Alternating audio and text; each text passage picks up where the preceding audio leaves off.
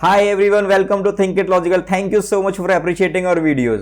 तो आज इस वीडियो में हम डिस्कस करने वाले हैं व्हाट इज रिकर्शन। रिकर्शन क्या है, रिकर्शन कैसे हमारी हेल्प करता है हमारी बड़ी बड़ी प्रॉब्लम्स को सॉल्व करने के अंदर, रिकर्शन से रिलेटेड क्या क्या प्रॉब्लम्स हैं, जस्ट लाइक स्टैक ओवरफ्लो क्या होता है, क्या ये रन टाइम एरर होता है, कैसे हमारी मेमोरी फुल होती है और हमारे ये एरर आता है। उसके बाद हम ये देखेंगे कि हमें किन किन बातों का ध्यान रखना चाहिए किसी भी रिकर्सिव फंक्शन को बनाने के लिए, मतलब उसके लिए बेस केस कैसे डिफाइन करें, उसका रिकर्सिव केस क्या होता है, उस सब के बारे में हम डिस्कस करेंगे।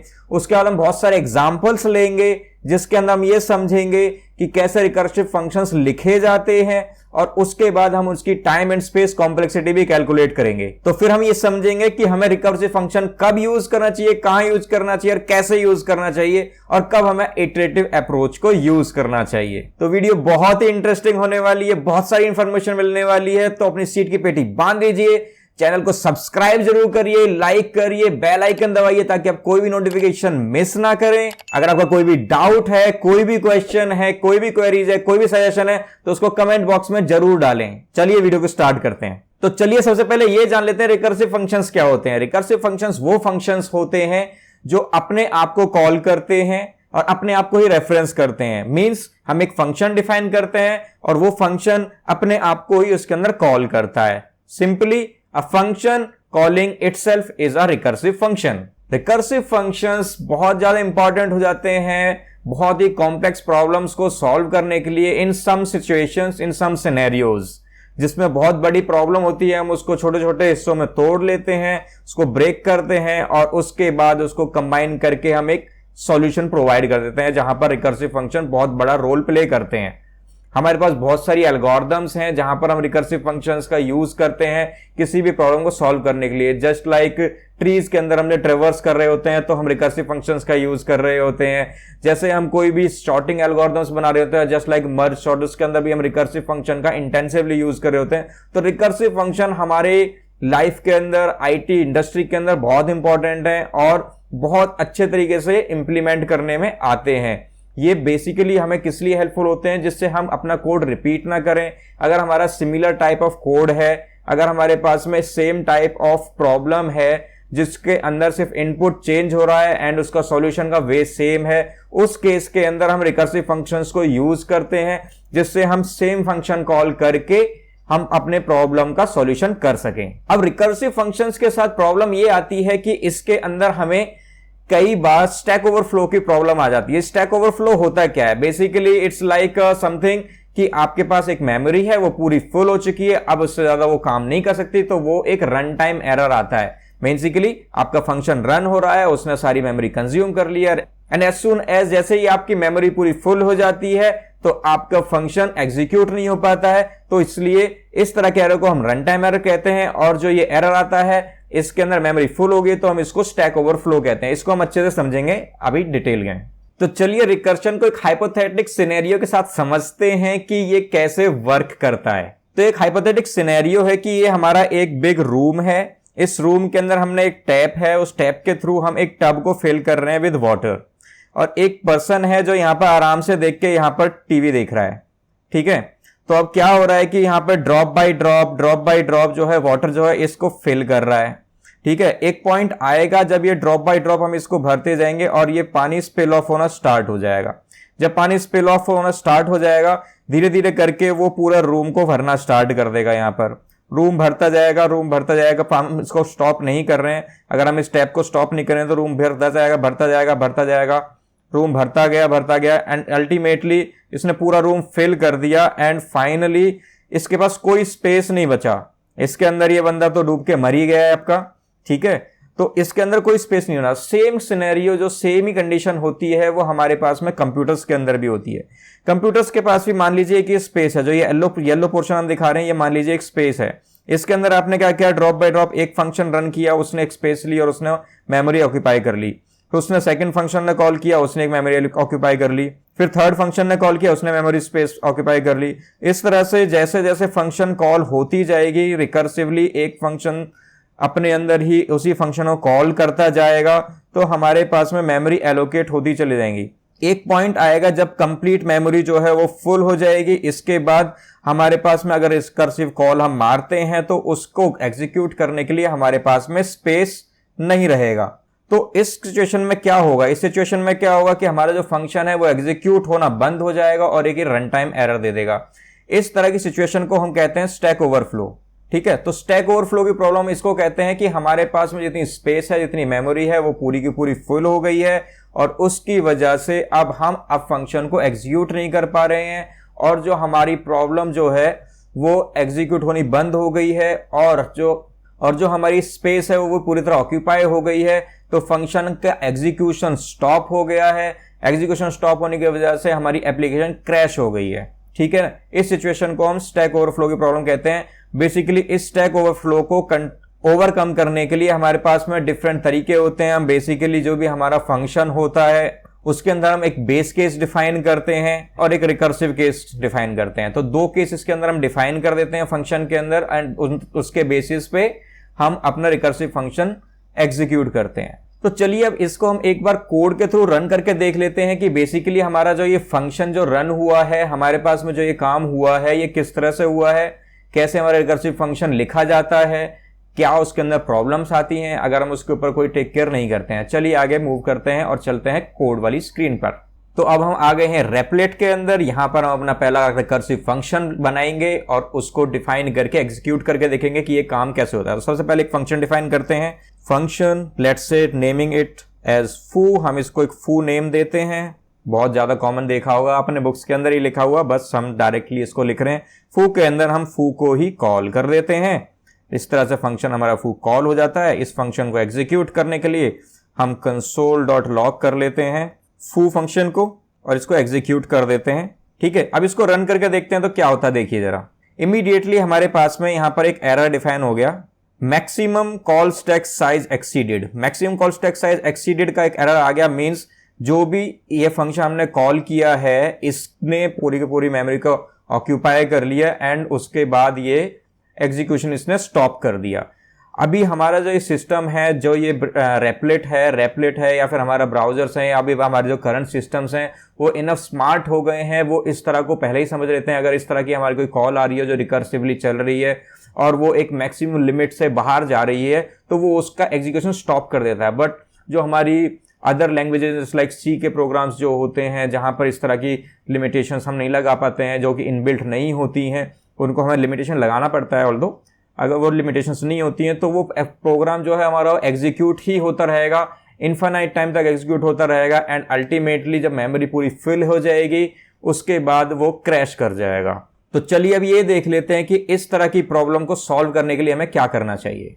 तो इस तरह की प्रॉब्लम को सॉल्व करने के लिए हमें बेसिकली क्या करना पड़ता है, हमें बेसिकली अपने फंक्शंस की कॉल को लिमिट करना पड़ता है कि हमें जो फंक्शनल कॉल्स मारनी है हमें वो कितनी बार मारनी है, या हमारे पास वो बेस केस क्या है जिसके बाद मेरा फंक्शन जो है वो अपने आप को एग्जीक्यूट नहीं करेगा। तो मान लो कि हमने एक बेस कंडीशन ये लगा दी है कि हमारे पास में जो ये फू फंक्शन है ये 3 टाइम्स रन करे उसके बाद रन ना करे। तो हमने एक कंडीशन बना दिया है कि ये मेरे पास में बेस केस हो गया कि मैक्सिमम 3 या 4 टाइम इतने बार ही हमें एग्जीक्यूट करना है। तो लेट्स से हम एक यहाँ पर डिफाइन कर देते हैं काउंटर।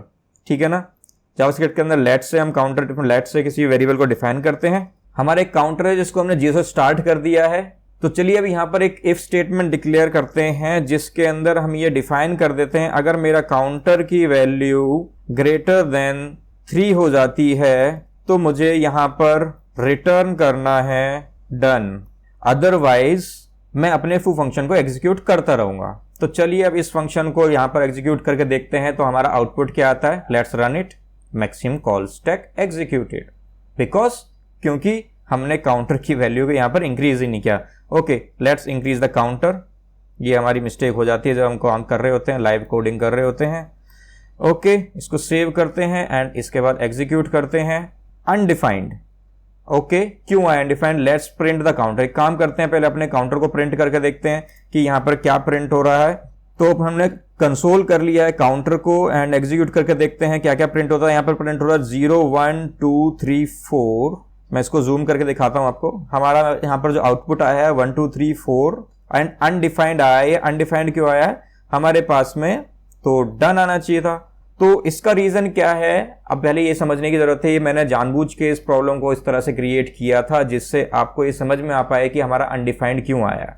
अब बेसिकली हुआ क्या कि हमारा जब ये फंक्शन फू कॉल हुआ, इस फंक्शन फू कॉल करने के बाद में जैसे ही हमारे पास में काउंटर ये गया, इसने एक और बार फू को कॉल कर दिया, काउंटर इंक्रीज हुआ, फिर फू को कॉल कर दिया, फिर काउंटर इंक्रीज किया, फिर फू को कॉल कर दिया। तो अल्टीमेटली जब ये 3 काउंटर्स, जैसे ही काउंटर की वैल्यू 3 से ग्रेटर हुई, हमारे पास में इसने डन रिटर्न कर दिया। डन रिटर्न कहां पे करा, इसके प्रीवियस वाले फंक्शनल कॉल के ऊपर। लेकिन जब वो प्रीवियस वाला फंक्शन कॉल हुआ था वो यहां पर कॉल हुआ था, इसने तो कुछ भी रिटर्न नहीं किया हमारे पास में। तो अगर इसने कुछ रिटर्न नहीं किया, इस वजह से यहां पर हमारी वैल्यू जो आ रही है वो अनडिफाइंड आ रही है। ठीक है, तो हमें इसको बेसिकली सॉल्व करने के लिए क्या करना पड़ेगा, हमें यहां पर भी इस फंक्शन को रिटर्न करना पड़ेगा। जैसे हम इस फंक्शन को रिटर्न कर देते हैं तो अब व्हाटएवर जो भी यहां से रिटर्न हुआ, सेम चीज इसको मिली, उसने अपने वैल्यू को उठाया, उसको रिटर्न किया, and same go on. And जब हमारा पास में जो मेन फंक्शनल कॉल हुई थी वहां पर डन रिटर्न आ जाएगा। चलो इसको एग्जीक्यूट करके देख लेते हैं, देखते हैं आउटपुट क्या आता है हमारे पास में। डन, तो हमारे पास में 1 2 3 4 एग्जीक्यूशन हुई एंड डन हमारे पास में उसका रिटर्न आया। चलो एक बार इसको समझ लेते हैं कि बेसिकली हमारे पास में ये किस तरह से रिकर्सिव कॉल हुई। तो चलिए अभी समझते हैं कि बेसिकली हमारा कॉल स्टैक बना कैसे। ये मान लीजिए हमारे पास में एक कॉल स्टैक है जिसके अंदर हमारे पास में फंक्शन कॉल हुआ व्हेन काउंटर वाज 0। तो हमारे पास में कोड यहाँ पर गया, उसने काउंटर की वैल्यू को 0 प्रिंट किया, यहाँ से 0 प्रिंट किया। उसने देखा क्या काउंटर की वैल्यू 3 से बड़ी है, नहीं है। उसने काउंटर को प्लस किया और उसके बाद में दोबारा यहाँ पर फंक्शन कॉल कर दिया। तो फर्स्ट कॉल तो हमारी तो हुई थी फू, उसके बाद जैसे काउंटर प्लस हुआ, काउंटर हमारे पास में 1 हुआ, हमारे पास में एक और फंक्शनल कॉल आ गई और इसने दोबारा इस फंक्शन को एग्जीक्यूट कर दिया। फंक्शन को एग्जीक्यूट किया, सेम वही काम किया, इसने कंसोल किया, काउंटर की वैल्यू कर दी यहाँ पर 1। उसके बाद में यहाँ पर काउंटर को इंक्रीज कर दिया, काउंटर इंक्रीज होके हो गया, काउंटर इक्वल टू हो गया मेरे पास में 2 और हमारे पास में फू एग्जीक्यूट दोबारा हो गया। हमने एक और उदार फंक्शन को कॉल कर लिया। ठीक है, उसके बाद जैसे कॉल किया उसके बाद ये दोबारा इसके अंदर घुसा, इसने दोबारा यहाँ पर कंसोल लॉक किया, वैल्यू आ गई 2। यहाँ पर काउंटर की वैल्यू 2 थी, इसने देखा क्या काउंटर अभी भी 2 इज ग्रेटर देन 3 नहीं है, तो दोबारा इसने काउंटर की वैल्यू को इंक्रीज कर दिया यहाँ पर दोबारा इंक्रीज करने के बाद में, और फंक्शन कॉल यहाँ पर उसने दोबारा कर दी अपनी फू की। तो हमारे पास में काउंटर की वैल्यू यहाँ पर आ गई 3 और यहाँ पर फंक्शनल कॉल हमारे पास में एक बार फिर से हो गई। ठीक है, उसके बाद जब यहाँ पर गए हम, दोबारा इसने फू कॉल किया है तो इसने काउंटर की वैल्यू को प्रिंट किया और यहाँ पर 3 कर दिया। यहाँ पर देखा इसने क्या कहते हैं, क्या काउंटर की वैल्यू 3 से, क्या काउंटर की वैल्यू जो है मेरी 3 जो है 3 से बड़ी है, नहीं है। तो यानी कि अब ये दोबारा अंदर जाएगा, काउंटर की वैल्यू को फिर से इंक्रीज करेगा यहाँ पर, तो काउंटर की वैल्यू हो जाएगी हमारे पास में 4 वैल्यू हो जाएगी और फंक्शनल कॉल दोबारा हो जाएगी एक बार और यहाँ पर फू फंक्शन कॉल होगा। ठीक है, इसके बाद क्या होगा, जैसे फू फंक्शन कॉल हुआ इसने यहाँ पर इसकी वैल्यू को दोबारा कंसोल किया, कंसोल करने के बाद में वैल्यू आ गई 4 आने के बाद देखा क्या मेरा काउंटर जो है वो 3 से बड़ा है।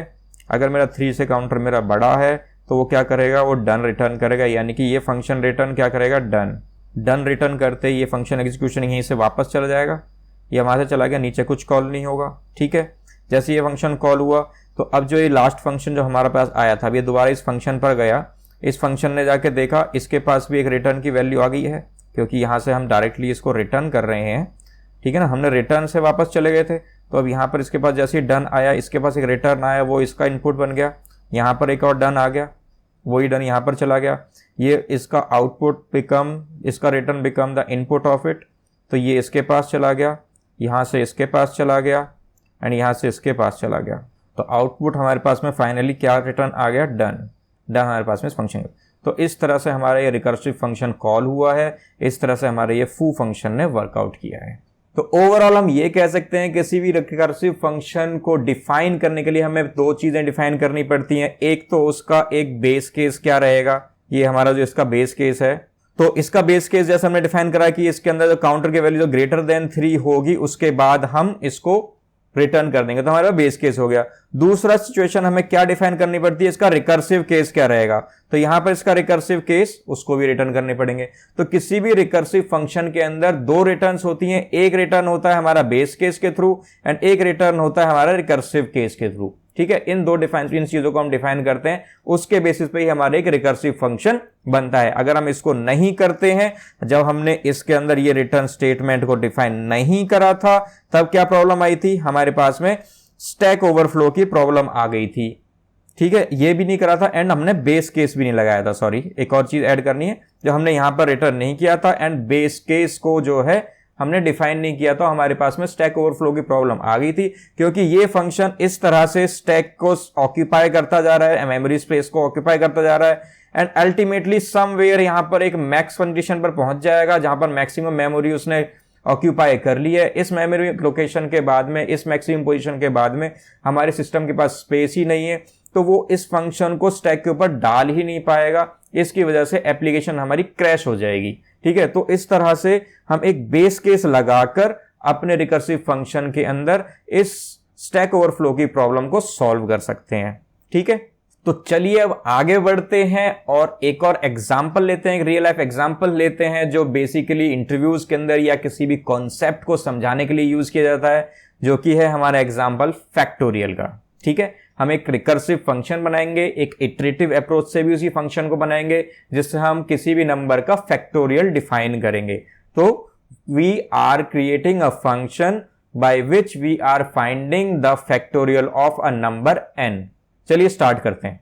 तो चलिए सबसे पहले ये समझ लेते हैं फैक्टोरियल होता क्या है। बेसिकली अगर हमारा कोई नंबर है, मान लीजिए हमारे पास 5 एक नंबर है, तो हम इसका अगर फैक्टोरियल निकालेंगे, इसका फैक्टोरियल क्या होगा, the number multiply by the next second less number, मतलब 4, उससे कम, उससे -1 एक नंबर, उसका 3, उससे एक नंबर कम 2 एंड 1, इसका मल्टीप्लिकेशन जो होगा वो होगा फैक्टोरियल ऑफ 5, जो कि 120 आएगा इस केस के अंदर। 5 इंटू 4 20, इंटू 3 60 एंड इंटू 2 120। ठीक है, तो इस तरीके से हमारे पास में फैक्टोरियल कैलकुलेट करते हैं। ये हमारा बेसिक मैथमेटिक्स के अंदर हम सीख लेते हैं, 12th क्लास के अंदर ही पढ़ाया जाता है, इसलिए बहुत ज्यादा मेरे ख्याल से एक्सप्लेन करने की मुझे जरूरत नहीं है। बेसिकली हम जिस नंबर का फैक्टोरियल निकालते हैं उसको रिकर्सिवली हम एक एक नंबर से रिड्यूस करते जाते हैं और जो भी हमारे पास में प्रीवियस मल्टीप्लिकेशन आता है उसको उस नंबर के साथ मल्टीप्लाई कर देते हैं। तो चलिए सबसे पहले सिंपल वे जो है हमारे पास में, जो इजीएस्ट वे है हमारे पास में, कि हम इसको इटरेटिव मोड के अंदर सॉल्व करें, इटरेटिव अप्रोच अप्लाई करते हैं और इस एग्जांपल को सॉल्व करके देखते हैं कि कैसे हम इसको सॉल्व कर सकते हैं, किसी भी नंबर का फैक्टोरियल निकाला जा सकता है। उसके बाद हम रिकर्सिव अप्रोच समझेंगे, जिसके अंदर हम इस पूरे ट्री को समझाएंगे कि कैसे कैसे काम हुआ है। तो चलते हैं अपनी कोडिंग स्क्रीन के ऊपर। तो चीजों को थोड़ा आसान करने के लिए हमने एक बॉयलर प्लेट बना लिया है, जहां पर हमारे पास में एक ये फंक्शन है, जिसके अंदर हमने एक फैक्टोरियल का फंक्शन बनाया है, जिसको इटरेटिव अप्रोच से हम सॉल्व कर रहे होंगे। अनदर फंक्शन बनाया है जो हम रिकर्सिव अप्रोच से हम इसको सॉल्व करेंगे। इससे जो आउटपुट आएगा उसको हम कंसोल करेंगे एंड एग्जीक्यूट करेंगे। तो सबसे पहले हम स्टार्ट करते हैं अपना फैक्टोरियल इन इटरेटिव अप्रोच के साथ में, कि कैसे हम किसी भी नंबर का फैक्टोरियल निकालें इटरेटिवली। तब तक हम इसको कमेंट कर देते हैं, क्योंकि अभी रिकर्सिव मेथड बना नहीं है, तो इसके अंदर इसको कंसोल करने का कोई फायदा भी नहीं है। तो सबसे पहले हम ये डिफाइन कर लेते हैं कि लेट्स से हमारे पास में हमने ये आंसर डिफाइन नहीं किया, तो हम इस आंसर को डिफाइन करते हैं, लेट आंसर इज 1। एक काम करते हैं, इसको सॉल्व करने का सबसे अच्छा तरीका क्या है कि हमारे पास में हम एक लूप चलाते हैं, जिसके अंदर हम एक जो हमारे पास इनपुट आया है, जो भी नंबर आया है, उसको हम बाई 1 से डिक्रीज करते जाएंगे और प्रीवियस वैल्यू के साथ में उसको मल्टीप्लाई करते जाएंगे। बहुत सिंपल सा तरीका हो जाएगा इसको सॉल्व करने का। मान लो हमारे पास में पहला नंबर n एक जो है 1 था, तो मैंने आंसर के अंदर इसको डिफाइन कर दिया 1, क्योंकि अगर हम 0 से मल्टीप्लाई करेंगे तो सब कुछ बेकार हो जाएगा, इसलिए हमें आंसर को 1 से इनिशियलाइज करना पड़ेगा यहाँ पर। तो हम मैंने क्या करा, एक आंसर डिफाइन किया 1 एंड ये आंसर इसको रिटर्न कर दिया। तो अगर हमारे पास में फैक्टोरियल ऑफ यहाँ पर 1 निकालना होगा तो हमारा आंसर हमेशा ही करेक्ट आएगा, जो कि 1 आएगा। यहाँ पर ये हमारे पास में 1 आ गया। बाकी इसमें हमने कुछ कोड बड़ा कुछ लंबा चौड़ा कुछ नहीं करे, डिफाइन करा।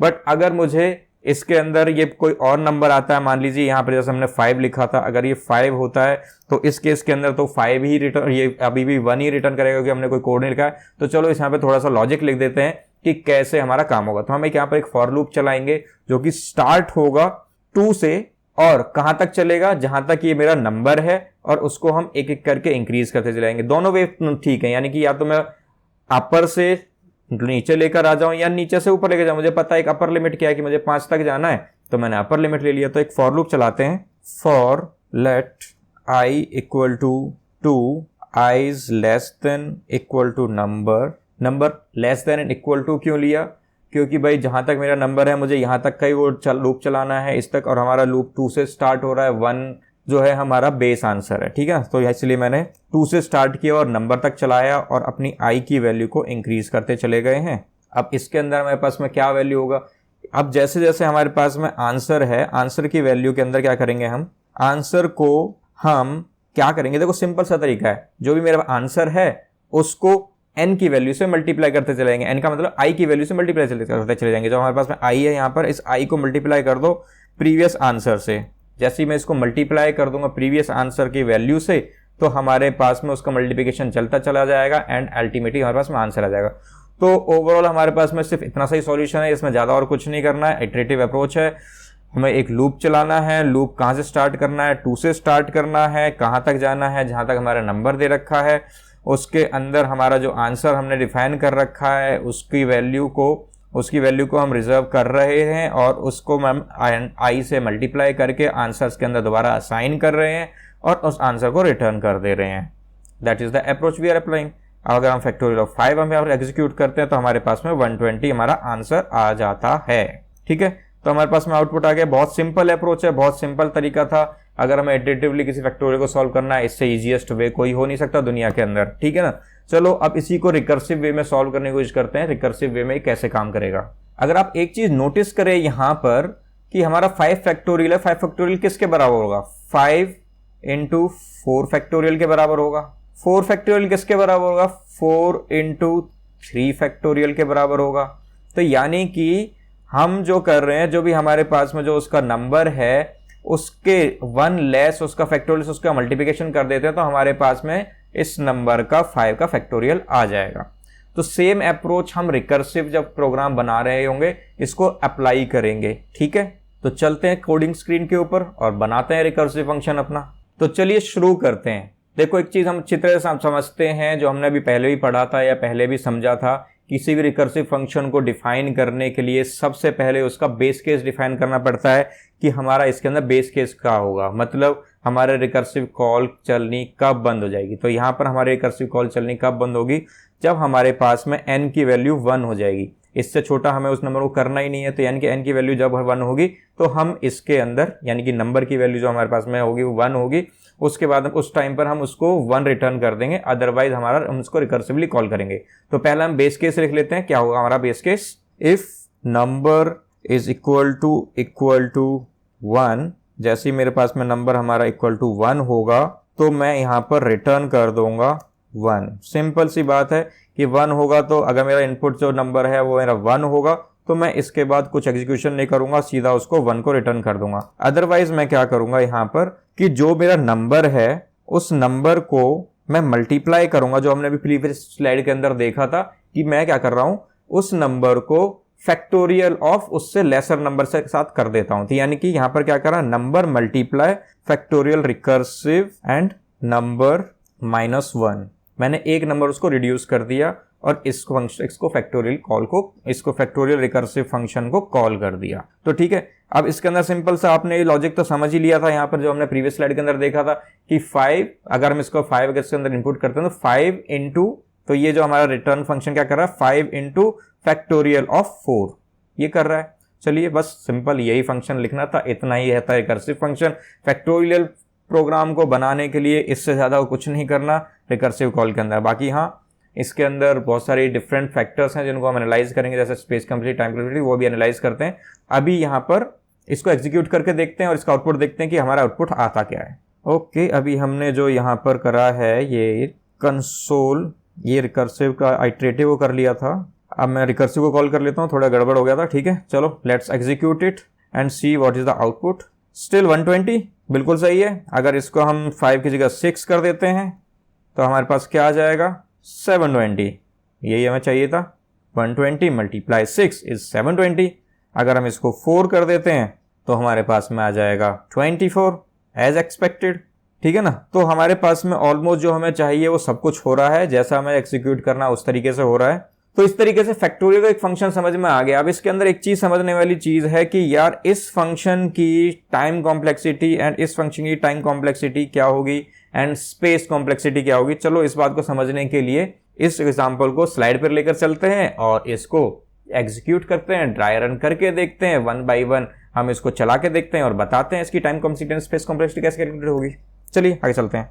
तो चलिए ये समझते हैं कि इस फंक्शन की हमारे पास में जो फैक्टोरियल इटरेटिव अप्रोच हमने यूज करी है इसकी टाइम कॉम्प्लेक्सिटी कितनी होगी। तो अगर हम इसके अंदर देखते हैं, हमारे पास में एक इनपुट आ रहा है यहाँ पर नंबर। ये बेसिकली जो नंबर को इनपुट हम ले रहे हैं, हम इसका फैक्टोरियल कैलकुलेट करने के लिए एक फॉर लूप रन कर रहे हैं। फॉर लूप कहां तक चल रहा है हमारे पास में, number of what is the number जो अभी हम प्रोवाइड कर रहे हैं, यानी कि n टाइम चल रहा है। यानी कि अगर एक लूप हमारे पास में n टाइम चल रहा है तो यहाँ पर इसकी जो टाइम कॉम्प्लेक्सिटी हो जाएगी वो हो जाएगी ऑर्डर ऑफ n।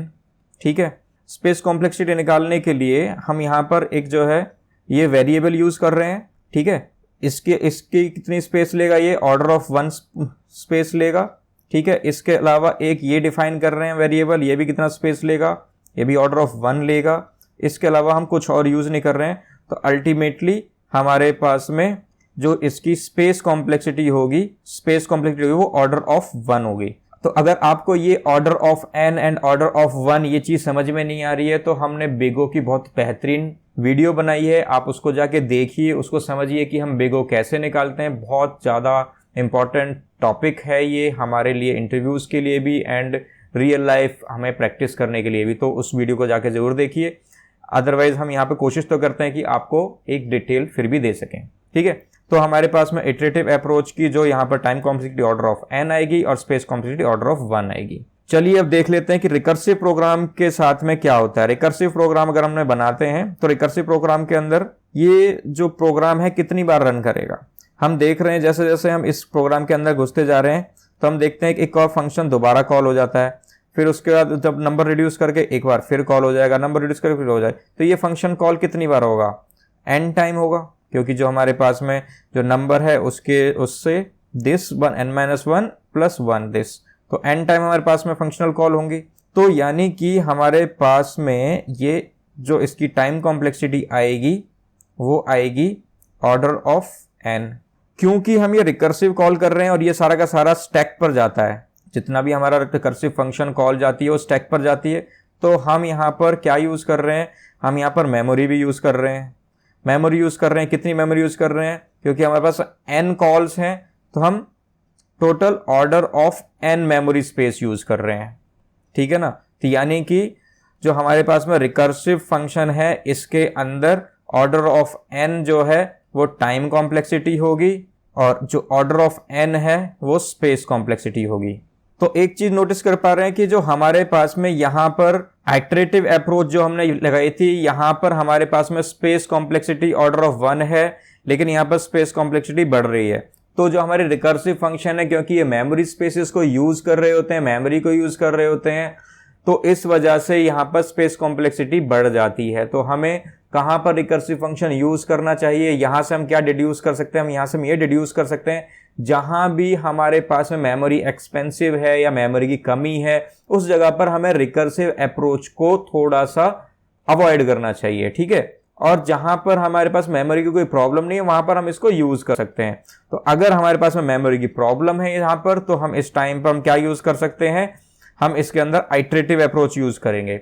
और अगर हमारे पास में अगर मेमोरी की प्रॉब्लम नहीं है तो हम रिकर्सिव अप्रोच भी यूज कर सकते हैं। ठीक है, तो चलिए ये चीज हमें समझ में आ गई। चलो और थोड़ा सा डिग डाउन करते हैं इस टॉपिक को और समझते हैं कि रिकर्सिव फंक्शंस और कैसे कॉल करते हैं और कैसे इन सब के अंदर हम और कौन से फैक्टर्स हैं जिनको हम चेक करते हैं। तो एक और एग्जांपल ले लेते हैं, वो भी आपने सुना होगा हमारे स्टडीज के अंदर, एकेडमिक्स के अंदर हम इसको यूज करते हैं, बट ये बहुत अच्छा है एग्जाम्पल समझाने के लिए बहुत सारे अलग अलग कॉन्सेप्ट्स को, जिसको कहते हैं हम फिबोनाची सीरीज। तो हम फिबोनाची सीरीज के nth एलिमेंट को निकालने के लिए फंक्शन को क्रिएट करेंगे और ये समझेंगे कि किस तरह से यहाँ पर स्टैक हमारा फिल हो रहा है या किस तरह से हमारी फंक्शनल कॉल हो रही है। बहुत इंटरेस्टिंग एग्जांपल होने वाला है, चलिए यहाँ पर पहुंचते हैं। तो चलिए सबसे पहले ये समझ लेते हैं फिबोनाची सीरीज होती क्या है। बेसिकली ये एक पैटर्न ऑफ सीक्वेंस है जिसके अंदर जो हम सम करते हैं, प्रीवियस दो वैल्यूज का सम करते हैं और हमारे पास में उसके अंदर जो हमारी सीक्वेंस है वो आ जाता है। फॉर एग्जाम्पल अगर हम 0 + 1 करेंगे तो हमारे पास क्या आ जाएगा, 1 आ जाएगा। 1 and 1 करेंगे तो हमारे पास आ जाएगा 2 आ जाएगा। 1 and 2 करेंगे तो हमारे पास 3 आ जाएगा। 2 and 3 करेंगे तो हमारे पास में 5 आ जाएगा। 3 and 5 करेंगे तो हमारे पास में 8 आ जाएगा। तो समझ में आ गया, यानी कि हम प्रीवियस दो नंबरों को यहाँ पर सम कर रहे हैं और यहाँ पर हमारे पास में उसका नेक्स्ट सीक्वेंस नंबर आ जाता है। ठीक है, तो ये होती है फिबोनाची सीरीज। इस फिबोनाची सीरीज के अंदर अब हमारे पास जो प्रॉब्लम स्टेटमेंट है वो क्या स्टेटमेंट है कि हमारे पास जो क्वेश्चन आएगा कि भाई मेरे पास में जो है nth फिबोनाची नंबर बताओ क्या है। तो हमारा जो फिबोनाची सीरीज है यहाँ पर उसका जो इंडेक्स है वो हम 0 से स्टार्ट करते हैं। 0 1 2 3 4 5 6 7 8 9 एंड सो ऑन। ठीक है, तो अगर हमसे कोई पूछता है कि हमारे पास में 6th फिबोनाची नंबर क्या है तो वो आ जाएगा 8। कोई पूछता है 9th फिबोनाची नंबर क्या है वो आ जाएगा 34। ठीक है, तो हम इस तरह से इस फंक्शन को अब हम डेवलप कर रहे हैं। तो चलिए चलते हैं अपने कोडिंग स्क्रीन के ऊपर और एक फिबोनाची फंक्शन को क्रिएट करते हैं। तो चलिए अब हम यहाँ पर अपनी कोडिंग स्क्रीन पर आ गए हैं। यहाँ पर भी हम दो तरीके से फिबोनाची सीरीज के क्वेश्चन को सॉल्व करेंगे। एक हमारा आइटरेटिव अप्रोच रहेगी इसके अंदर कि हम आइटरेटिवली इस फंक्शन को कैसे एग्जीक्यूट करेंगे, कैसे इसको सॉल्व करेंगे। एंड सेकंड अप्रोच रहेगी रिकर्सिव अप्रोच। एक चीज हमेशा ध्यान रखना कि जो भी फंक्शन हम रिकर्सिवली लिख सकते हैं वो सेम फंक्शन हम आइटरेटिवली भी लिख सकते हैं, चाहे हमें थोड़ा बहुत ट्विक करना पड़ सकता है, बट अल्टीमेटली हम दोनों अप्रोचेस से अपना सॉल्यूशन निकाल सकते हैं। ऐसा भी सकता है जिंदगी में आपको कभी लिखना ही ना पड़े रिकर्सिव कोड। ठीक है, तो चलो पहले यहां पर देख लेते हैं। अब फिबोनाची जो सीरीज है इस क्वेश्चन को जो सॉल्व करने के लिए जो रिकर्सिव अप्रोच है वो ज्यादा इजी अप्रोच है, क्योंकि हम इसको इजीली आइडेंटिफाई कर सकते हैं कि हमें पता है हमें प्रीवियस दो नंबर्स को प्लस करना है और हमारे पास थर्ड नंबर आ जाएगा। ठीक है ना, तो ये हमारे को इजी अप्रोच लगती है। तो पहले इसमें स्टार्ट करते हैं इस बार हम स्टार्ट करते हैं इसके अंदर रिकर्सिव अप्रोच को। तो उसके लिए हम सिंपल सा सबसे पहले रिकर्सिव अप्रोच की सबसे पहली अप्रोच क्या होती है कि हमें उसका बेस केस डिफाइन करना पड़ता है। यहां पर बेस केस क्या होगा, तो अभी तक जो हमने सीक्वेंस देखा था वो सीक्वेंस क्या था, वो सीक्वेंस था ये। इस सीक्वेंस के अंदर हमने देखा कि इसका जो 0th इंडेक्स पर अगर हमारे पास में कोई एलिमेंट है तो वो सेम वैल्यू ही रिटर्न कर रहा है, 0 पर 0 ही कर रहा है। एंड फर्स्ट जो एलिमेंट है वहां पर वो फर्स्ट रिटर्न कर रहा है। इसके बाद जो होता है वो उसका प्रीवियस सम होता है। यानी कि हमारा बेस केस क्या है कि अगर हमारे पास में हमारे पास में जो ये नंबर जो n है, अगर n की वैल्यू हमारे पास में लेस देन 2 है, 2 का मतलब 0 1 एंड 2। ठीक है, यहां तक, यानी कि इससे कम है, यानी कि ये दो वैल्यूज अगर हमारे पास में हैं तो इस केस के अंदर हमें क्या करना है, हमें सीधा रिटर्न कर देना है जो भी हमारे पास में n होगा। अगर वो 0 होगा तो 0 रिटर्न कर देगा, 1 होगा तो 1 रिटर्न कर देगा। अदरवाइज ये हमारे पास में बेस केस रेडी हो गया। इसके बाद हमारा जो रिकर्सिव फंक्शन कॉल नहीं होगा। तो रिकर्सिव अप्रोच क्या रहेगी, रिकर्सिव अप्रोच के अंदर की जो हमारे पास में प्रीवियस दो नंबर हैं उन दोनों का सम करना है। यानी कि जो भी मेरे पास में, अगर हम यहां पर लिखता हूं Fibonacci series n-1 plus factorial recursive n-2, यानी कि प्रीवियस दो एलिमेंट का सम मुझे दे दो। ठीक है, तो हम यहां पर देख सकते हैं कि हमारा बेस केस रेडी हो गया जिसमें हमने कंडीशन चेक करी है कि हमारा n<2 होगा तो वहां से रिटर्न हो जाएगा। एंड हमारा रिकर्सिव केस भी रेडी हो गया जिसके अंदर हम अपने प्रीवियस 2 नंबर्स जो हैं उनको सम करके इसका आउटपुट दे रहे हैं, इसका रिटर्न दे रहे हैं। तो चलिए पहले इसको एक बार एग्जीक्यूट करके देख लेते हैं कि हमारे पास में फिबोनाची ऑफ रिकर्सिव 6 क्या आएगा। एक काम करते हैं, इस कंसोल को कमेंट कर लेते हैं ताकि ये फंक्शन एग्जीक्यूट ना हो, क्योंकि अभी हमने आइटरेटिव फंक्शंस को बनाया ही नहीं है। तो चलिए इसको एग्जीक्यूट करते हैं, देखते हैं हमारे पास में फैक्टोरियल ऑफ 6 क्या आ रहा है। बहुत बढ़िया, हमारे पास में 8 एज अ आंसर आ गया है। अगर यहाँ पे काउंट करते हैं 0 1 2 3 4 5 6, so 6th एलिमेंट इज 8। तो हमारे पास में 7th एलिमेंट क्या आना चाहिए, 13। तो हम 7th एलिमेंट का रिकर्सिव चेक कर लेते हैं एक बार, और यहाँ पर देखते हैं हमारे पास में आता 13। तो बहुत बढ़िया, हमने बहुत अच्छा सॉल्यूशन बना दिया है। 13 हमारा आंसर आ गया है। इसके बाद एक और चला के देख लेते हैं और इसको रन कर लेते हैं। अब हमारे पास आना चाहिए 21, दैट इज करेक्ट, हमारा 21 भी आ गया है। तो सब कुछ बहुत अच्छा चल रहा है, रिकर्सिव फंक्शन हमारा बहुत अच्छे से काम कर रहा है। बेस केस भी चेक कर लेते हैं एक बार। बेस केस का मतलब कि हम इसके अंदर वैल्यू को 0 डाल के देख लेते हैं। तो हमारे पास में क्या आएगा, फैक्टोरियल ऑफ 0 आएगा, फैक्टोरियल ऑफ 1 क्या आएगा, फैक्टोरियल ऑफ 1 भी हमारे पास में 1 आ गया, फैक्टोरियल ऑफ 2 हमारे पास में 1 आना चाहिए, फैक्टोरियल ऑफ 2 इसकी वैल्यू हमारे पास में आ गई है 1। बहुत अच्छा, ये चीज़ एकदम क्लियर हो गई है हमारे पास में। हमारे पास में और भी बहुत सारे केस हैं हमारे का, और जो है बेस केस बनाने के लिए ऐसा नहीं है कि सिर्फ एक यही इकलौता बेस केस बनेगा। हम और भी चीज़ें भी इसमें चेक कर सकते हैं कि हम कोई नेगेटिव नंबर ले रहे हैं या नहीं ले रहे, या कोई कैरेक्टर डाल रहे हैं, या फिर तो बहुत सारी चीज़ें हैं, बहुत सारे फैक्टर्स हैं जो हम वैलिडेट कर सकते हैं किसी भी रिकर्सिव फंक्शन को डिफाइन करने के लिए।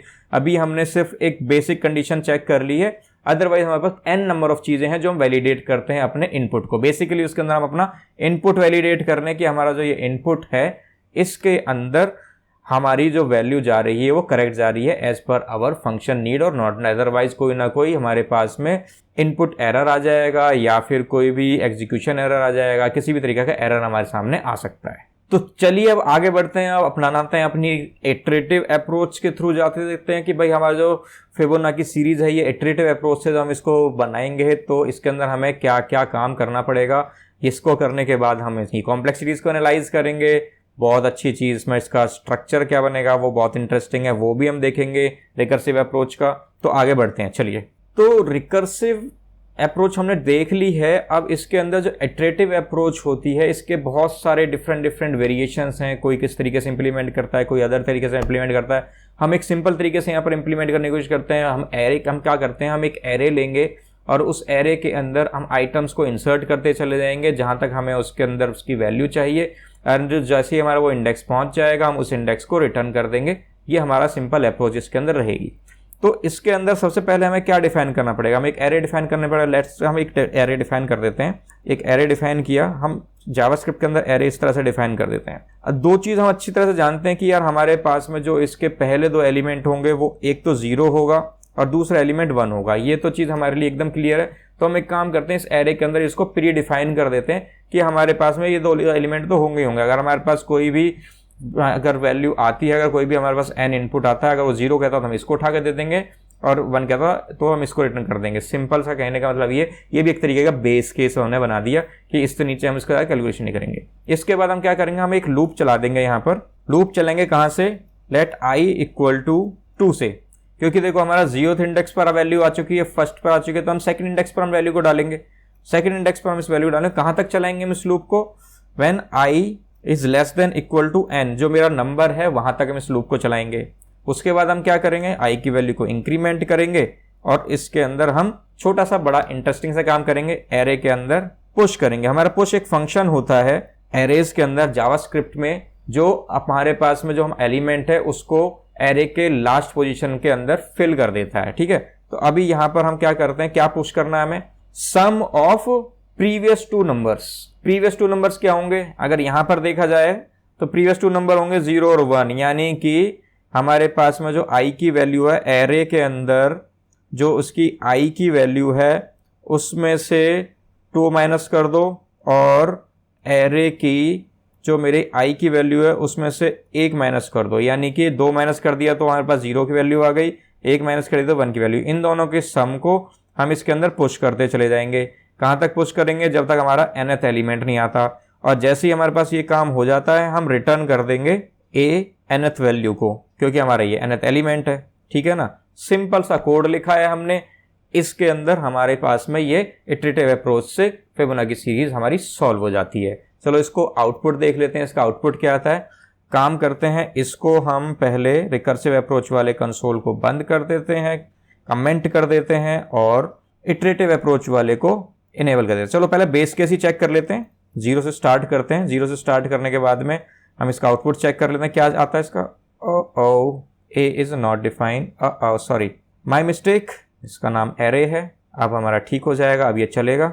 ठीक है, तो हमारे पास जो आउटपुट आता है 0, जो हमें एक्सपेक्टेड है, बिल्कुल सही है। अगर हम इसके अंदर 1 डालते हैं, क्योंकि हमारी पहलू आइटम इन्हीं को दे रहा है, तो 1 डालते हैं तो हमारे पास में 1 आउटपुट आता है, ये भी बहुत अच्छी बात है। अगर इसके अंदर 2 डालते हैं तो यानी कि 0 और 1 का सम जो आएगा वो हमारे पास में सेकंड पोजीशन पर जाएगा, जो कि 1 आना चाहिए। आउटपुट हमारे पास 1 आता है, बहुत अच्छी बात है। अब डायरेक्टली अपना बेस केस हमारा चेक हो गया। अब हमारा रिकर्सिव केस चेक कर लेते हैं। रिकर्सिव केस हमने पहले 6 के लिए चेक किया था। 6th पोजीशन पर हमारा क्या एलिमेंट आना है, 8 आना है। 8 हमारे पास आ गया, बहुत अच्छा। इसके बाद हम 7th पोजीशन भी चेक कर लेते हैं, इसके बाद 8th पोजीशन भी हम चेक कर लेंगे एक बार। 13 एकदम करेक्ट। एंड हमारे पास में ये 8th पोजीशन भी चेक कर लेते हैं। 8th पोजीशन पर हमारे पास में आना चाहिए 21। बहुत बढ़िया, कहते ही आंसर आ गया। ठीक है, तो इस तरीके से हमारे पास में दोनों अप्रोचेज हमारी हो गई हैं। अब इसके अंदर क्या चीज़ देखने वाली है, इस चीज़ को हटाते हैं पहले। अब इसके अंदर हमें ये देखना है कि कौन सी अप्रोच की क्या कॉम्प्लेक्सिटी होने वाली है। ठीक है ना। बेसिकली हमारे पास में 2 फंक्शंस हैं। एक फंक्शन है ये हमारा फिबोनाची इटरेटिव फॉर्मेट के अंदर है, जिसके अंदर हमने इटरेटिव अप्रोच यूज़ करी है, जिसके अंदर हमने एक लूप चलाया है, लूप चला के इसका सॉल्यूशन फाइंड आउट किया है। एक हमने रिकर्सिव अप्रोच फाइंड आउट करी है, जिसके अंदर हम रिकर्सिव कॉल्स मार रहे हैं तो फंक्शंस को और उनको कॉल कर रहे हैं। तो चलो पहले इसकी एक बार टाइम कॉम्प्लेक्सिटी और स्पेस कॉम्प्लेक्सिटी देख लेते हैं कैसे होती है। तो चलिए सबसे पहले यह चेक कर लेते हैं कि जो हमारी इटरेटिव अप्रोच है यहाँ पर इसकी टाइम एंड स्पेस कॉम्प्लेक्सिटी हम कैसे निकालेंगे। तो बहुत सिंपल है, बहुत ईजी है। सबसे पहले हम देखते हैं इसकी टाइम कॉम्प्लेक्सिटी कितनी होगी। जो हमारे पास में ये इटरेटिव अप्रोच है इसकी टाइम कॉम्प्लेक्सिटी कितनी होगी। तो इसके अंदर सिंपल सा है, हमारे पास में n साइज है हमारे पास में इनपुट का। ये जो लूप चल रहा है हमारे पास में फॉर लूप है, ये हमारे पास में n टाइम चलेगा। इसके अलावा तो और कुछ नहीं हो रहा है। सिंपल इसके अंदर एक ऑर्डर ऑफ 1 ऑपरेशन हो रहा है, जो कि बहुत कॉम्प्लेक्स नहीं है। तो इसको हम नॉन डोमिनेटिंग हमारे पास में ये कॉम्प्लेक्सिटी है, तो इसको हम ड्रॉप कर देंगे। तो यानी कि इस लूप की वजह से ऑर्डर ऑफ n हमारे पास में कॉम्प्लेक्सिटी आएगी। तो यानी कि टाइम कॉम्प्लेक्सिटी हमारे पास में हो गई ऑर्डर ऑफ n। अब ये देख लेते हैं स्पेस कॉम्प्लेक्सिटी कितनी होती है इसकी। स्पेस कॉम्प्लेक्सिटी थोड़ी सी मज़ेदार है। अब यहाँ पर क्या डिफाइन कर रहे हैं, हम यहाँ पर एक एरे डिफाइन कर रहे हैं।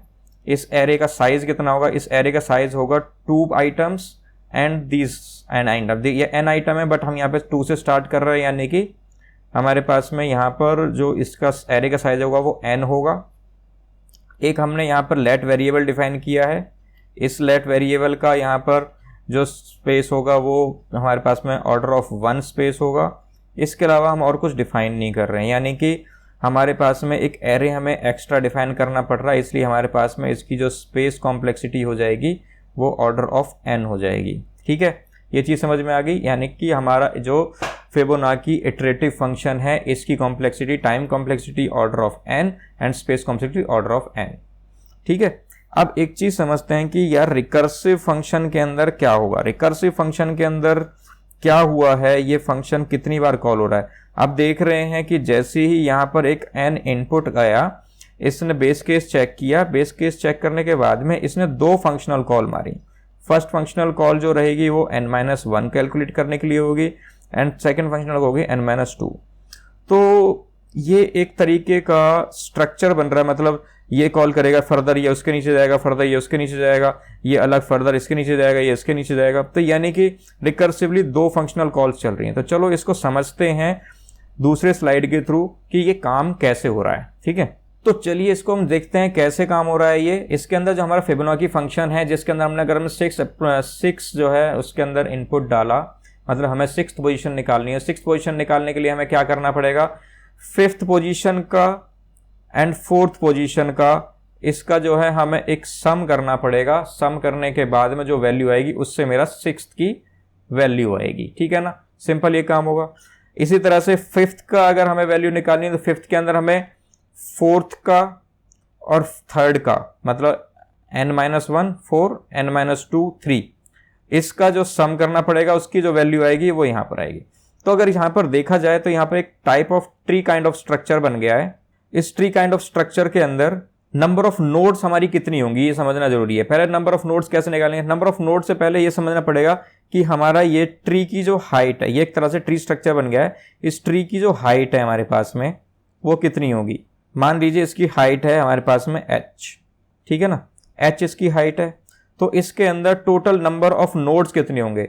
इस हाइट के ऊपर जो यहाँ पर नोड्स हैं वो कितनी हैं, यहाँ पर हैं 1 नोड, यहाँ पर कितनी हैं 2 नोड, यहाँ पर देखें 4 नोड, यहाँ पर देखें 2 2 1 2 3 4 5 6 इसकी नहीं है, बट अगर होती तो इसकी भी 2 होती, 8 होती, यानी कि 8 नोड्स, और ऐसे करके यहाँ पे 16 नोड। तो यानी कि अगर हम यहाँ पर देखा जाए तो हमारा स्ट्रक्चर कैसे बन रहा है 1 2 4 8 16 विच इज इक्वल टू 2 की पावर 0, 2 की पावर 1, 2 की पावर 2, 2 की पावर 3 एंड 2 की power 4 and so on till 2 की पावर k या टिल 2 की पावर h। तो यानी कि टोटल नंबर ऑफ नोड्स यहां पर कितनी होंगी 2 की पावर h या n। तो कहने का मतलब यह है कि अगर हमारे पास में इस तरह का स्ट्रक्चर पूरा फिल हो जाता है तो total this number of 2 to the power number of n calls होंगी, फंक्शनल कॉल्स होंगी। समझ में आ रहा है? यानी कि सिर्फ और सिर्फ फैक्टोरियल 6 को निकालने के लिए 2 raise to the power n number of calls होने वाली हैं, फंक्शनल कॉल्स होने वाली हैं। इसका मतलब क्या होगा कि इसके अंदर अगर 2 raise to the power n functional call होने वाली हैं तो इसकी टाइम कॉम्प्लेक्सिटी कितनी हो जाएगी? टाइम कॉम्प्लेक्सिटी हो जाएगी order of 2 raise to the power n। बहुत हाई कॉम्प्लेक्सिटी होती है ये, इसको जनरली प्रेफर नहीं करा जाता। इसी को अगर हम कंपेयर करें अपने इस वाले फंक्शन के थ्रू, अगर हम इसी को कंपेयर करते हैं यहाँ से, यहाँ पर टाइम कॉम्प्लेक्सिटी जो इटरेटिव अप्रोच है उसके अंदर ऑर्डर ऑफ n आ रही है, एंड कंपेयर टू दिस इसकी order of 2 raise to power n आ रही है, जो कि बहुत ही ज़्यादा कॉम्प्लेक्सिटी, बहुत ज़्यादा रेड अलार्मिंग चीज़ है।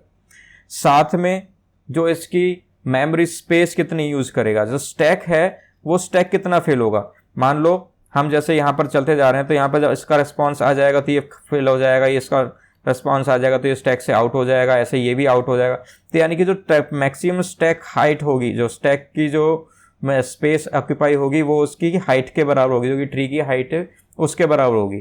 तो यानी कि अगर इसको h की जगह n लेके चलते हैं, यानी कि जो हमारे पास में जो स्टैक स्पेस यूज होने वाली है वो यूज होने वाली है n। तो यानी कि स्पेस कॉम्प्लेक्सिटी होगी यहाँ पर ऑर्डर ऑफ n। तो यानी कि हमारे पास में इसके अंदर स्पेस कॉम्प्लेक्सिटी ऑफ n आने वाली है और time complexity order of 2 raise to the power n आने वाली है, जो कि एक्सपोनेंशियल कॉम्प्लेक्सिटी के इक्विवेलेंट होती है। इक्विवेलेंट क्या कॉम्प्लेक्सिटी होती है, this is known as exponential complexity.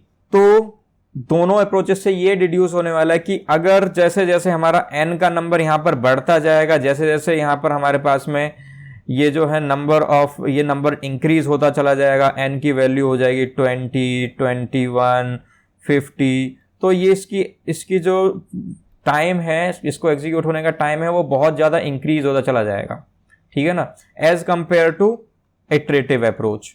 तो इसलिए this is not a good function अगर हम इसको देखें कंप्यूटर लैंग्वेज के अंदर, ठीक है, कंप्यूटर्स के अंदर, as compare to the iterative approach. तो अगर हमें फिबोनाची सीरीज के ऊपर काम करना है तो हमें बेसिकली इटरेटिव अप्रोच के ऊपर ही वर्क करना चाहिए, ये ज़्यादा बेटर अप्रोच है as compare to recursive one.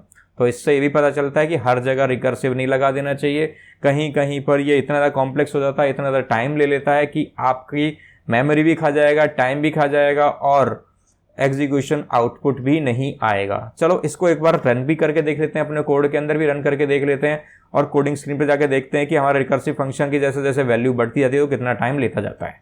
चलते हैं अपने कोडिंग स्क्रीन पर। तो चलिए अब यहाँ पे इस रिकर्सिव फंक्शन कॉल को यहाँ पर चला के देखते हैं। अभी तक हमने 2 ही एलिमेंट्स के लिए चलाया था, अब इसके अंदर हम इस रिकर्सिव को चला के देखते हैं 8 एलिमेंट्स के लिए। लेट्स से 8 के लिए चलाते हैं, हम देखते हैं यहाँ पे कितना टाइम लेता है ये। It is giving me answer very quickly, इसने मेरे को 21 आंसर दे दिया, काफी जल्दी दे दिया। एक काम करते हैं, इसको थोड़ा सा फास्ट करते हैं, 20 एलिमेंट्स के लिए चला के देखते हैं। अब देखते हैं कितना टाइम लेता है। 1 ओह ये भी काफी फास्ट है, इसने आउटपुट दे दिया 6765, जो कि बहुत ज्यादा क्विक था। लेट्स ट्राई इट फॉर 30 के लिए ट्राई करते हैं, रन करते हैं, देखते हैं कितना टाइम लेता है। ये भी उसने बहुत फास्ट आंसर दे दिया है 832040, बहुत अच्छा चल रहा है यहाँ पर। 40 करके देखते हैं इसको, अब चला के देखते हैं कितना टाइम लेता है ये। अब इसने कुछ टाइम लिया, अभी भी इसने बहुत टाइम लिया, अभी भी मैं इसका वेट कर रहा हूँ, I don't know, oh my God. तो इसने इतना टाइम लिया इसको एग्जीक्यूट करने के लिए, 3-4 सेकेंड्स ले लिए होंगे। अगर मैं इसकी वैल्यू और बढ़ा दूंगा तो मैं नहीं चाहता मेरी ये वीडियो बहुत ज़्यादा लंबी हो इसको समझाने के लिए। तो आप समझ चुके होंगे कि हमारे पास में 2⁴ टाइम्स ये फंक्शन कॉल हुई है। तो ये बात समझो कि इतने सारे फंक्शंस कॉल हो रहे हैं, इतने सारा मेमोरी स्पेस ले रहा है, इतने सारे एग्जीक्यूशंस हो रहे हैं। एज कंपेयर टू दिस अगर हम इसको कमेंट आउट करते हैं और इटरेटिवली हम इस 40 का आंसर निकाल के देखते हैं तो यहां पर ये कितना टाइम लेगा, ये हार्डली कुछ स्पेस लेगा और ये इमीडिएटली आपको आंसर दे देगा। देखो कितना फास्ट आंसर आया। हम इसके अंदर अगर 100 भी करते हैं तो भी ये बहुत जल्दी दे देगा हमें आंसर। बट अगर हम इसके अंदर अगर हमने इसको रिकर्सिव अप्रोच के अंदर इसको 100 लिख दिया तो मेरा सिस्टम बैठ जाएगा, मैं वो नहीं चाहता अभी करना, ठीक है ना। तो चलिए अभी बात हमें इसको क्लियर समझ में आ चुकी है।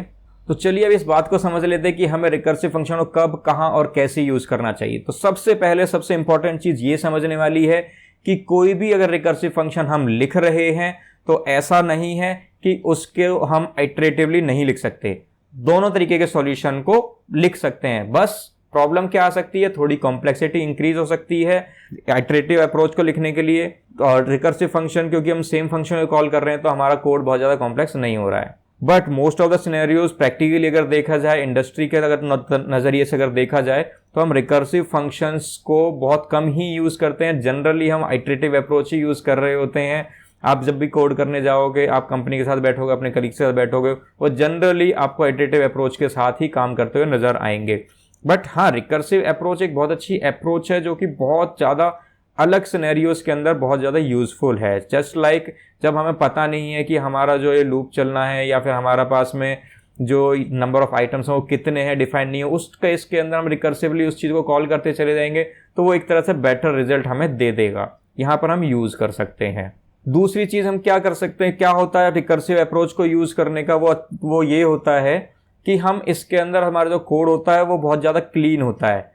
इसके अंदर हम अपने कोड को रिपीट नहीं कर रहे हैं। तो हमारी जो ये अप्रोच है, do not repeat yourself dry approach जो है, इसको फॉलो कर रहे होते हैं, जिससे क्या है हमारा कोड रिपीट नहीं होता, बार बार हम एक ही चीज़ को नहीं लिखते जा रहे हैं, ठीक है। ये भी बहुत ज़्यादा इंपॉर्टेंट होता है हमारी इंडस्ट्री के अंदर। ये कुछ हमारे सॉलिड प्रिंसिपल्स के अंदर आता है, लेकर आऊँगा इसके ऊपर भी वीडियो, बहुत इंटरेस्टिंग वीडियोज आने वाली हैं तो चिंता मत करिए। तो ड्राई अप्रोच को फॉलो करने के लिए भी होता है। बहुत बड़ी बड़ी प्रॉब्लम्स हैं उनको स्मॉल सेगमेंट्स में तोड़कर सॉल्व करने के लिए भी रिकर्सिव अप्रोच को हम यूज़ कर रहे होते हैं। जैसे अब हमारे पास बहुत सारी एल्गोरिदम है। मर्ज सॉर्ट हो गया, मर्ज सॉर्ट के अंदर हम क्या करते हैं, मेन सॉर्टिंग करते टाइम पर हम सारे एरे को या उस डेटा को छोटे हिस्सों में तोड़ते चले जाते हैं एंड बाद में उसको मर्ज करते चले जाते हैं। तो इसको हम रिकर्सिवली कर रहे होते हैं। तो इस तरह की प्रॉब्लम्स को सॉल्व करने के लिए भी हमारे पास में जो ये अप्रोच है ये बहुत यूज़फुल है, रिकर्सिव अप्रोच। तो ओवरऑल ये कह सकते हैं कि हाँ, अगर हमारे पास में को रीडेबल कोड लिखना है, क्लीन कोड लिखना है तो हम इसको यूज़ कर सकते हैं। हमारे पास मेमोरी का अगर कोई कॉन्स्ट्रेंट नहीं है तो हम रिकर्सिव फंक्शंस को लिख सकते हैं। हमें इसकी ऑल्सो कॉम्प्लेक्सिटी पर ध्यान रखना पड़ता है। कई बार हम ऐसे फंक्शन ना लिख दें जिसकी जो कॉम्प्लेक्सिटी वो ऑफ 2n या इस तरह के ऑर्डर में ना चली जाए, अदरवाइज हमारी फंक्शन कॉल जब बहुत ज़्यादा बड़ा इनपुट आएगा तो उसके अंदर फेल हो जाएगी, ऑलमोस्ट डेड हो जाएगा, ठीक है। इसके अंदर एक और चीज़ ध्यान रखनी पड़ती है कि हमारे पास अगर स्पेस की अगर प्रॉब्लम हो रही है तो ज़्यादा स्टैक ओवरफ्लो वाली हमारी प्रॉब्लम हो रही थी, उस चीज़ को अभी हमें इसमें ध्यान रखना पड़ता है। कभी हमेशा रिकर्सिव फंक्शन को डिफाइन करने के लिए उसके अंदर उसके जो रूल्स हैं कि हम उसका एक बेस केस डिफाइन करें, एक रिकर्सिव केस डिफाइन करें, दोनों को रिटर्न करें, वो भी हमें प्रॉपर ध्यान रख के चलना पड़ता है। तो इन सब चीज़ों को ध्यान रखते हुए हम इसको करते हैं। डाउन साइड इसका यही है रिकर्सिव अप्रोच का कि ये मेमोरी बहुत ज़्यादा खाती है और कुछ जगहों पर ये टाइम भी बहुत ज़्यादा ले लेती है। तो ये इसके डाउन साइड्स हैं। ऑन द अदर साइड अगर हम इटरेटिव अप्रोच के अंदर देखें तो ये थोड़ी सी कॉम्प्लेक्स हो जाती है कई बार एज कम्पेयर टू रिकर्सिव, क्योंकि हमें कई बार कोई कोड रिपीट भी करना पड़ सकता है। ऑल्दो अगर हम ऊप्स कॉन्सेप्ट को यूज़ करें या प्रॉपर प्रोग्रामिंग स्टैंडर्ड्स को फॉलो करें, सॉलिड प्रिंसिपल्स को फॉलो करें, उन केसेस के अंदर हम क्या कर सकते हैं, इसको मिनिमाइज कर सकते हैं, कोड रिपीटेशन को मिनिमाइज कर सकते हैं। तो ये वहाँ पर रिड्यूस करा जा सकता है विद द मॉडर्न जो हमारे पास में स्ट्रेटेजीज हैं कोड करने की। बट इसके अंदर थोड़ी कॉम्प्लेक्सिटी हाई हो जाती है किसी प्रॉब्लम को सॉल्व करने के लिए। रीज़न बिहाइंड क्या है, जो हमारी रिकर्सिव अप्रोच है वो सेम सेट ऑफ प्रॉब्लम्स को सॉल्व कर रही है, सेम सेट ऑफ प्रॉब्लम्स को ही कर रही है, तो सिर्फ इनपुट वैल्यू चेंज हो रही है एंड एग्जीक्यूशन ऑलमोस्ट सेम हो रहा है, ऑलमोस्ट नहीं एग्जैक्टली सेम हो रहा है।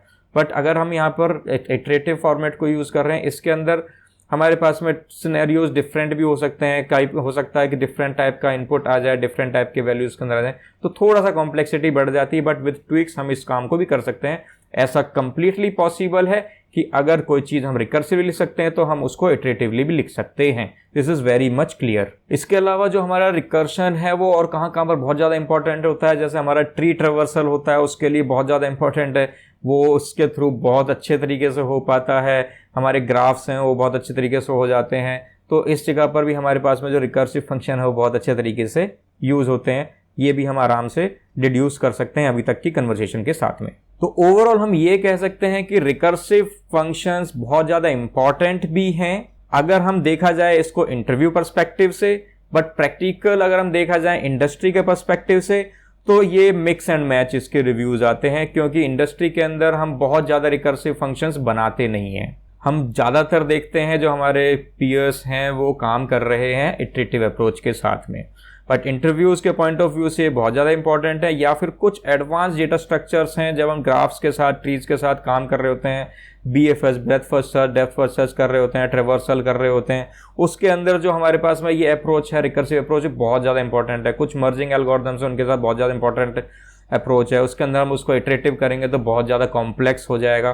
तो यानी कि मिक्स एंड मैच चीज़ है, हमें बहुत ज़रूरी है ये, इसको आना चाहिए।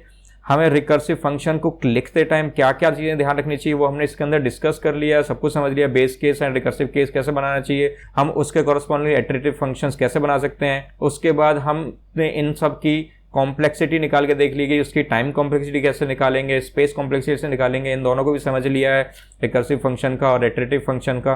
तो ये सारी चीज़ें हमने इस वीडियो के अंदर कवर अप करी हैं।